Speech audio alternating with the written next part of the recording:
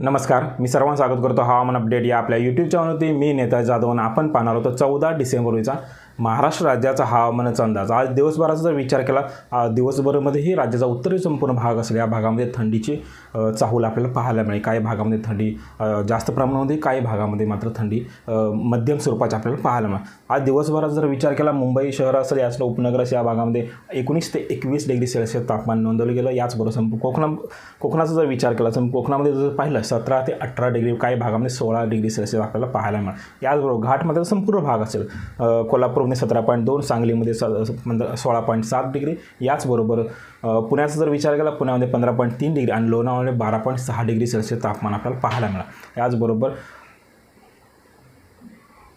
खानदेशचा जर विचार केला, खानदेशचा संपूर्ण भाग असेल या भागामध्येही 10, काही भागामध्ये 9 डिग्री सेल्सिअस तापमान पाहायला मिळालं। याचबरोबर छत्रपती संभाजीनगरमध्ये 12.6 डिग्री, अहमदनगरमध्ये अहिल्यानगरमध्ये 12.4 डिग्री। याचबरोबर सोलापूरचं जर पाहिलं, सोलापूरमध्ये 13.4 डिग्री सेल्सिअस आज तापमान पाहायला मिळेल। याचबरोबर नांदेड 11, काही भागामध्ये 12 डिग्री सेल्सिअस आपल्याला पाहायला मिळेल। याचबरोबर विदर्भाचा जर विचार केला, विदर्भातील बहुतांश भागामध्ये जवळपास 10 ते 11 डिग्री सेल्सिअस तापमान पाहायला मिळेल। याचबरोबर अमरावतीचं जर पाहिलं तर अमरावतीमध्ये 12.6 डिग्री व काही भागामध्ये 13.8 डिग्री सेल्सिअस तापमान पाहायला मिळेल। याचबरोबर नागपूरचा जर विचार केला, नागपूरमध्ये 10.8 डिग्री।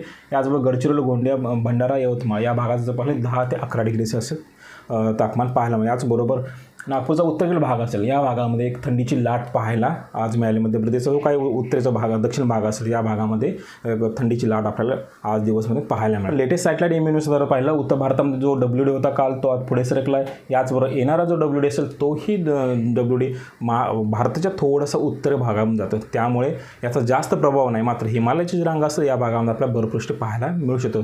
तुर्तास जर विचार केला तर उत्तरेकडून दक्षिणेकडे वारे सध्या वाहतात। याचबरोबर जो कमी दाबाचे क्षेत्र बंगालच्या उपसागरात तयार झालं होतं, हे कमी दाबाचे क्षेत्र आता हळूहळू त्याचा प्रभाव हा कमी झाला आहे। मात्र केरळ असेल, याचबरोबर तमिळनाडूचा दक्षिण भाग असेल या भागामध्ये मुसळधार, काही भागामध्ये मध्यम स्वरूपाचा पाऊस आपल्याला येणाऱ्या 24 तासांमध्ये पाहायला मिळेल। याचबरोबर राज्यभराचा विचार केला, राज्याचा जर पाहिलं तर अतिउंचावचे ढग काही ठिकाणी आपल्याला दिसून येत आहेत। मात्र ह्या अतिउंच ढगामुळे कोणत्याही स्वरूपाचा पाऊस आपल्याला पाहायला मिळणार।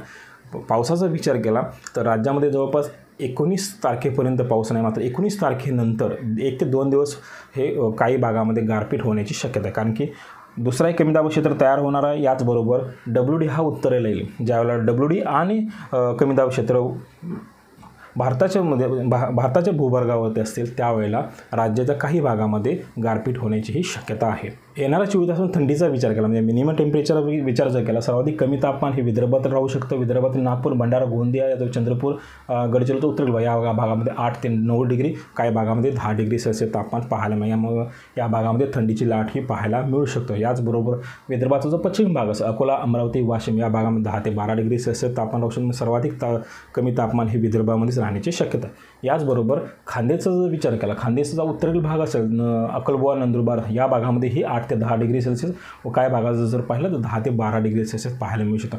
तसेच जळगाव असेल, नाशिक, धुळे या भागामध्येही 10 ते 12 डिग्री सेल्सिअस तापमान पाहायला मिळण्याची दाट शक्यता आहे। याचबरोबर मराठवाड्याचा जर विचार केला, मराठवाड्यात संभाजीनगर असेल, वर्धा असेल आणि जालनाचा का दक्षिण भाग असेल या भागामध्ये 10 ते 12 डिग्री सेल्सिअस व संपूर्ण मराठवाड्यामध्ये जर पाहिलं 12 ते 14 डिग्री सेल्सिअस तापमान पाहायला। मात्र जो नांदेडचा दक्षिण भाग, लातूरचा दक्षिण भाग आणि धाराशिव या भागात जर पाहिलं 14 ते 16 व काही भागामध्ये 18 डिग्री सेल्सिअस तापमान पाहायला मिळणार आहे। याचबरोबर पश्चिम महाराष्ट्राचा जर विचार केला, अहिल्यानगरमध्ये 10 ते 12 डिग्री सेल्सिअस, पुण्याच्या उत्तर भागामध्ये 12 ते 14 डिग्री सेल्सिअस आणि घाटमाथ्याच्या भागामध्येही पाहिलं 16 ते 18 डिग्री सेल्सिअस, काही भागामध्ये 14 ते 16 डिग्री सेल्सिअस तापमान राहणार आहे।